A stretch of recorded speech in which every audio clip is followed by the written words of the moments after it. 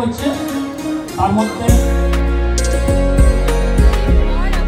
আমরা শুনে নেব আরো একটি আবৃত্তি পরিবেশন করার জন্য মঞ্চে আমন্ত্রণ জানাচ্ছি আত্রের সামগ্রীকে।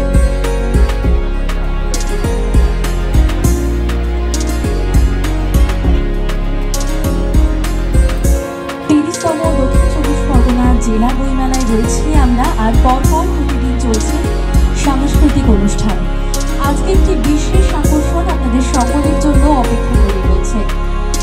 যে জিনিসটি আজ উপস্থাপিত হতে চলেছে, আমি এইটুকুনি বলতে পারি যে বহুদিন পর আমরা সকলে এবং তথাপি বজবজের মানুষজন এই জিনিসটা দেখতে পাচ্ছি। ঠাকুর রবীন্দ্রনাথ ঠাকুর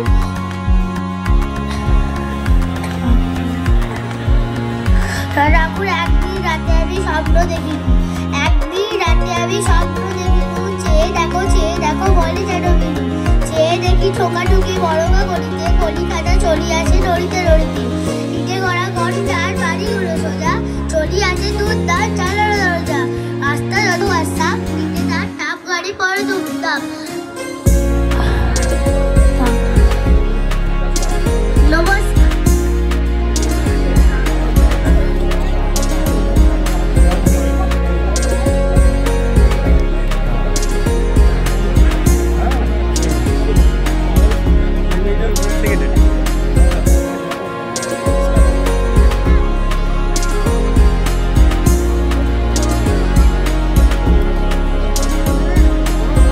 যে কথাটা ভাগ করে নিয়েছিলাম আপনাদের সকলের সঙ্গে, সেটা কিছুক্ষণের মধ্যেই উপস্থাপিত হতে চলেছে পুতুল নাচ। যে পুতুল নাচ মনে করিয়ে দেয় আমাদের ছোটবেলাকে। আমরা ছোটবেলায় দেখেছি, আমরা টিভির পর্দায় দেখেছি, বলা যেতে পারে বহুদিন পর আজ বইমেলায় এই রোববারের সন্ধ্যায় আমরা সাক্ষী হব সেই পুতুল নাচের। আমরা কিন্তু সাথে চাই আপনাদের সকলকে, কারণ সকলে মিলে একসঙ্গে আমরা ভাগিদার হতে চাই এই আনন্দ। তার সঙ্গে রয়েছে আজ বিভিন্ন শিল্পীদের সঙ্গীতের অনুষ্ঠান, রয়েছে বজবজ মঞ্জিরের পরিবেশনায় নৃত্যানুষ্ঠান। আশা করছি আজ রোববার সন্ধ্যাটা আপনাদের সকলের খুব ভালো কাটবে।